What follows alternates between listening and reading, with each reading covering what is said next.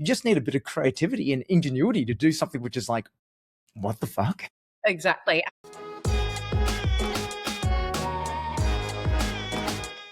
This week in e-commerce, episode 146. I am Mal Cheer, back with you after taking a week off for online retailer with the best in the business. We have Alex Ross. Alex, how are you? Have you recovered from online retailer? I am good. I would say I'm 90% of the way there. I think our usual listeners will be able to tell that our voices are still coming back. But other than that, feeling pretty good.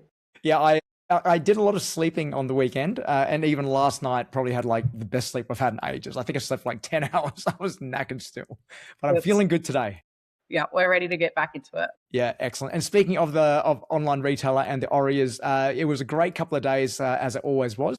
I really enjoyed my time, as I always do, hosting the podcast stage. Some really fantastic interviews. How did you find it?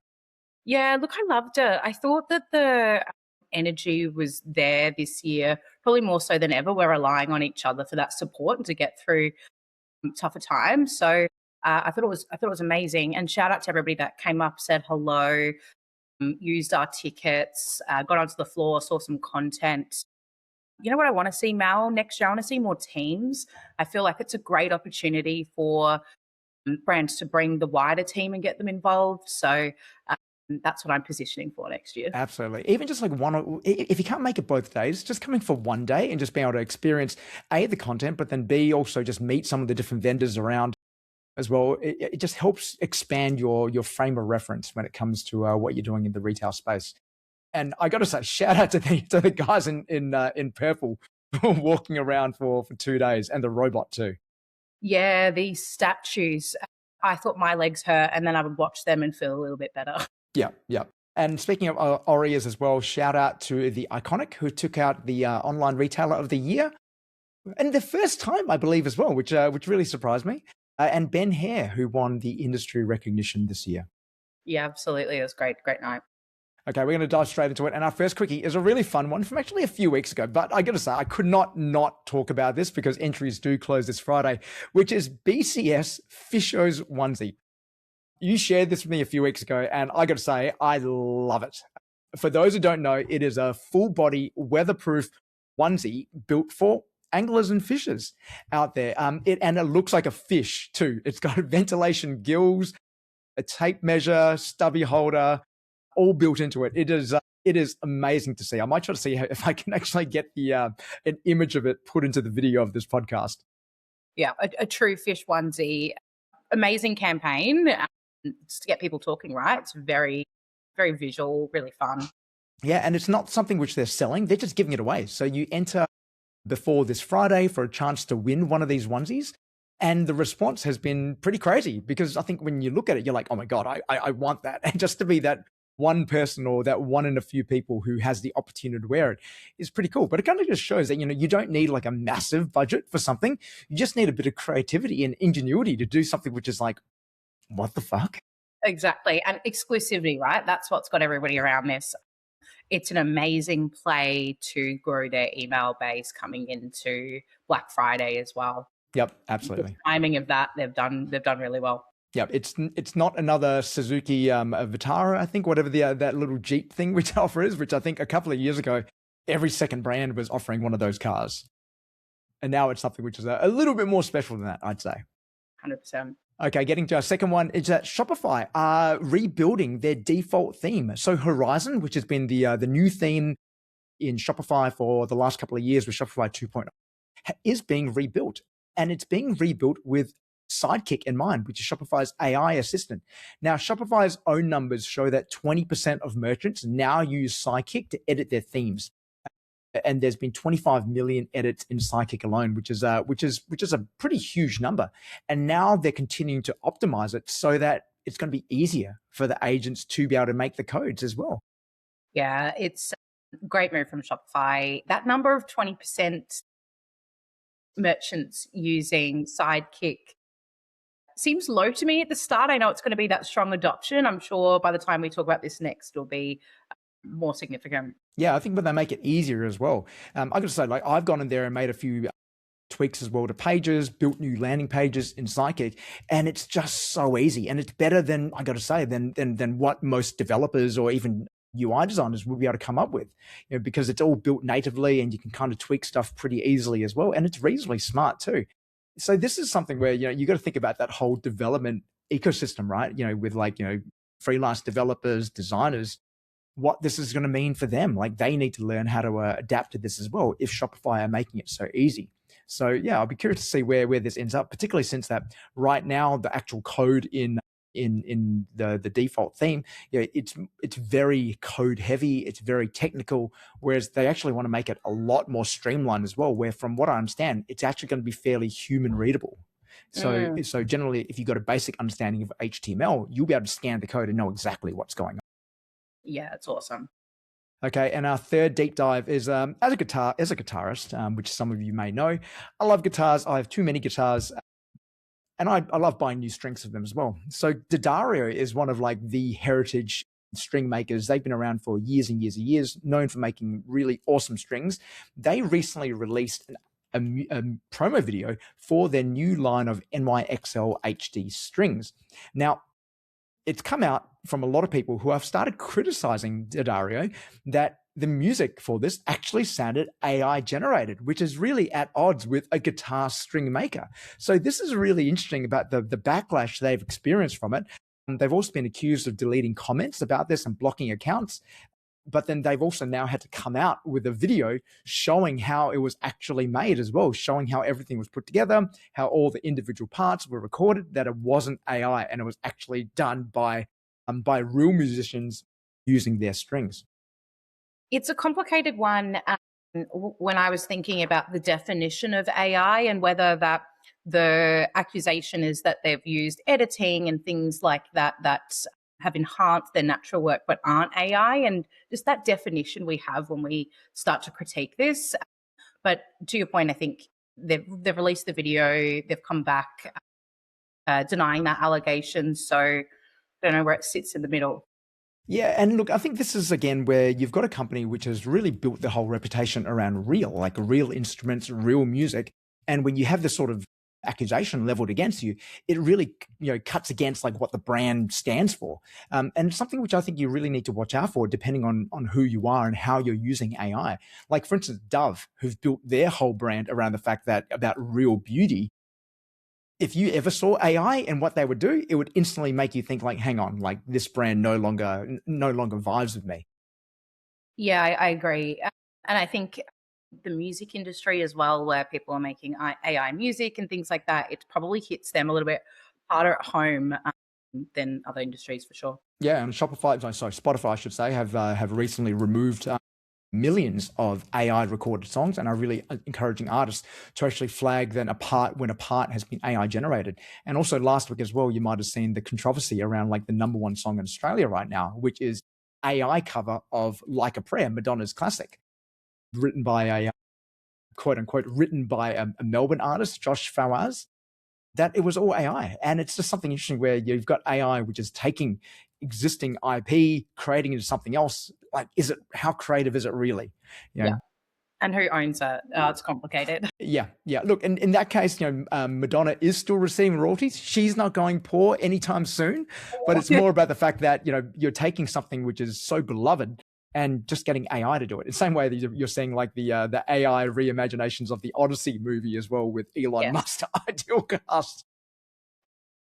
Okay, moving into a string company in hot water to another company which is going through a bit of hot water at the moment based on what has come out in the news, where Kogan have found through an ABC News investigation report that for years they have been operating a second website, Exclusive Brands, which sells the exact same products at higher prices than what's available on Kogan.com. And when ABC compared over 1,000 identical products across both sites, they found that Exclusive Brands was selling it at a median price of $100 more expensive, which has actually made the Kogan discounted price more appealing because they're just essentially comparing it to themselves. So this for me just again raises all sorts of issues around trust and ethics around what brands are doing as well. And while Kogan have denied a lot of wrongdoing around it, you have to say that it does smell very suspicious and very fishy around why they would do this in the first place. Yeah, and I don't know, surprised for the fact that this has been going on for years and we haven't been speaking about it. So it's just been happening in the background, and now we're aware of it.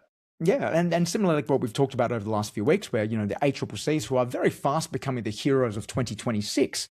Their former chairman, Rod Sims, has said that the regulators should actually be investigating this closely as well to see whether it actually constitutes misleading price comparisons, which at face value definitely sounds like it is. So you can see more and more activity happening in this. And I think brands just can't get away with stuff like this anymore. Like you said, if they've been doing it for years, it's amazing that no one's found it out.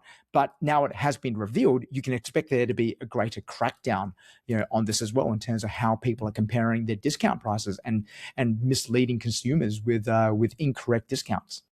Yeah, absolutely. Yeah. So in terms of what do you think? What should brands be doing? Even operating this sort of multi-brand model where you've got one brand and creating another brand just purely for a positioning standpoint. Do you think it's actually a good strategy to do? And do you think Kogan actually are doing anything which is defensible here as well? Yeah, I think my mind goes to retail groups where they have individual brands, but then they might have one site that's their outlet or their clearance. So yes, you're seeing full price over here, and then you're seeing all of those products aggregated together. There's a place for it, but when it's that clear, the same offering, not marketplace products, yes, but they're exclusive brands products. I just don't really see the place for it. What's your take, Mel? Look, I think like you talk about outlet stores. Outlet stores, they have their place, and they're necessary in some products. With Nike operate their main stores, but then they also have Nike outlet stores as well. But you're getting a completely different offering there. You've got your main flagship stores, which are there for your new products, but then all the stuff you want to clear, you can move it across there, and people there know what they're going to get. They're going to get last year's product. It's going to be discounted, sometimes heavily discounted, but there won't be any crossover of that. So I think when you have an outlet store, it's a really clear differentiation.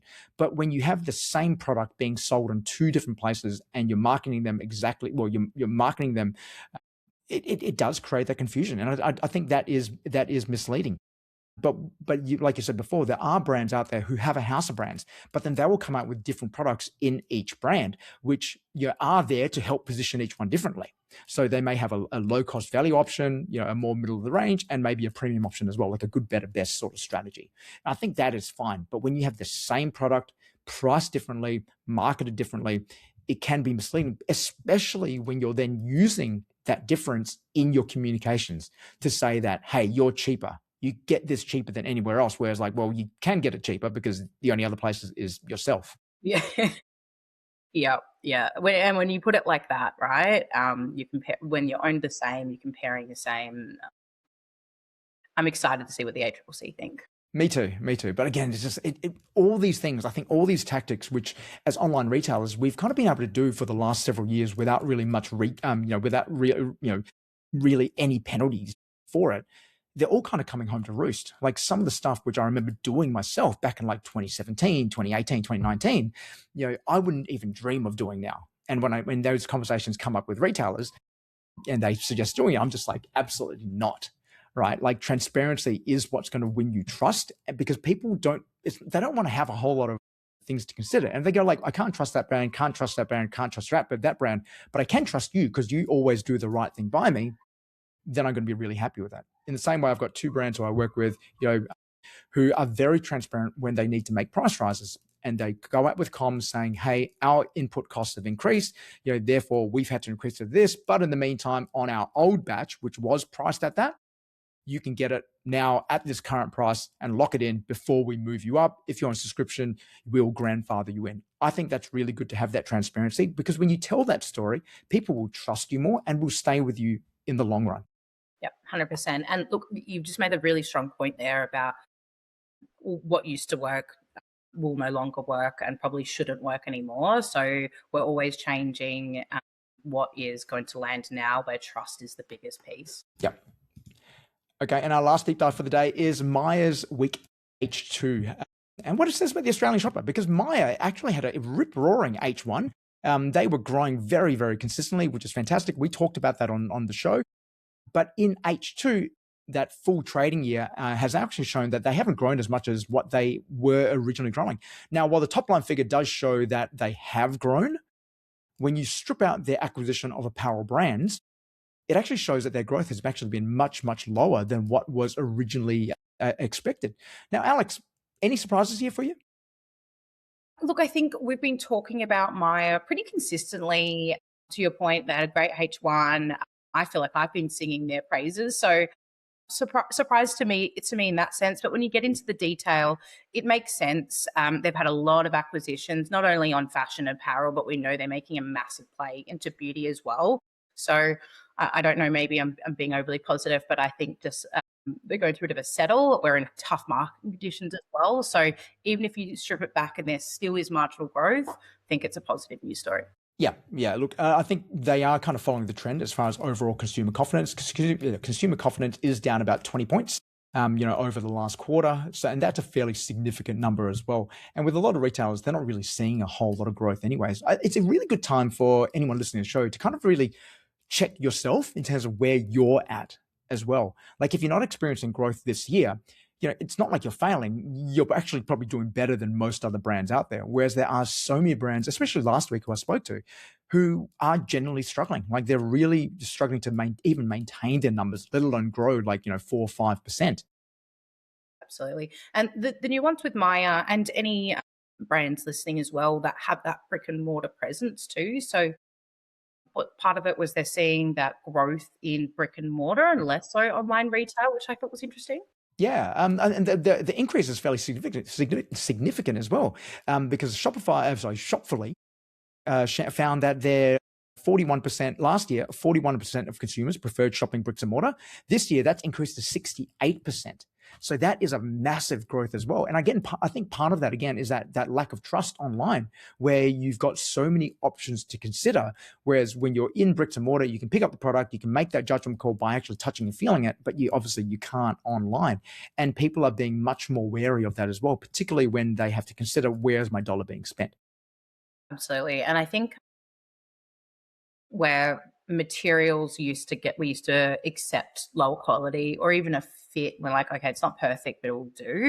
Now everything needs to tick all of the boxes, and being in store and experiencing that, particularly for a multi-brand retailer like Maya, right? That's clearly winning. And further to that trust piece, you can go in, speak to someone, see it, and know that they're going to be there tomorrow if you need them. Yeah, one thing actually, this is totally aside from this, is that we talk about that trust piece. I was actually looking at buying a new pair of glasses online and looking at different brands. One thing which I noticed was how like every single eyewear company now needs to have some sort of virtual try on, and it actually performs pretty well. Like it does like a fairly good facsimile of your face, shows how it's going to look for you. And I think that's becoming more and more important as well, to be able to provide those virtual try on options or something or anything there, any technology which is going to help bridge that trust gap. Yep.